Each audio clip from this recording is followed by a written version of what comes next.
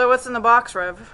Okay, what we have is some cool, well, we hope cool, we're going to take it out and see. The guys at Radio who make direct boxes and stuff have started another company called Prime Acoustic. They mostly make isolators, baffles, and things that are really for recording, like this puppy here is a vocal booth kind of isolator you put up when you're recording vocals. It hooks right to the mic stand. But we're going to take some of this stuff out live, too. There's a few things. This is called a kickstand. You see through the plastic, it's got a thick layer of acoustical foam on it, and then an actual mount for a boom stand for a kick drum mic. And what this does, it isolates the kick drum mic from the stage, so you don't get the stage rumble bleeding into it, which can be a big problem, especially on a hollow stage.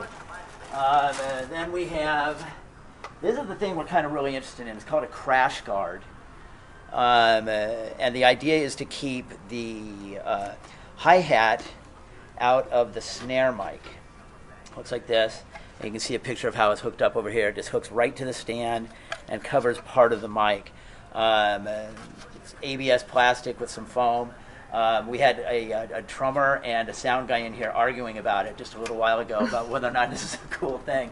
I mean, the drummer was saying, well, maybe in the studio, and the sound guy's response was, you know, that bleed from the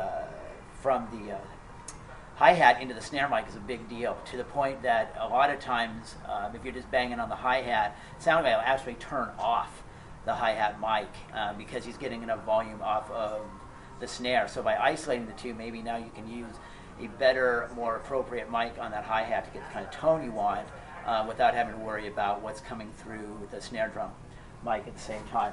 And what else is in here? A little thing called a tripad. This is to isolate boom stands from the stage, again, to keep the rumble out of it. I think this is probably more of a studio piece, but I can see some places with it coming in handy for live.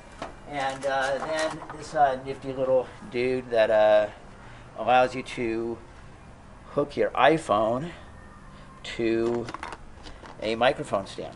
So if you're running apps or something, or even just the clock, you can have it attached to your mic stand and not be digging in your pocket. Lyrics, yes, lyrics work. They're starting to make these for iPads now too, and some of the Android devices, I'm sure, will be right behind them as far as form factor.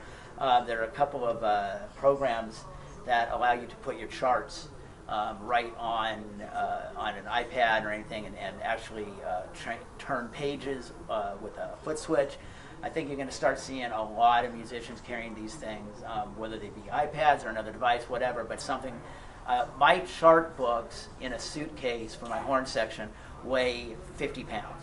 And they're big, thick, hundreds of pages books, and they're a pain in the butt. If I could take all of those and put it on 3 iPads that weigh a total of, 5-6 pounds between the 3 of them, and have everything on it, it's just a money thing right now, but that's definitely going to happen. So anyway, this stuff is all going out with the boys at HAS today, and we'll let you know how it goes. Thanks.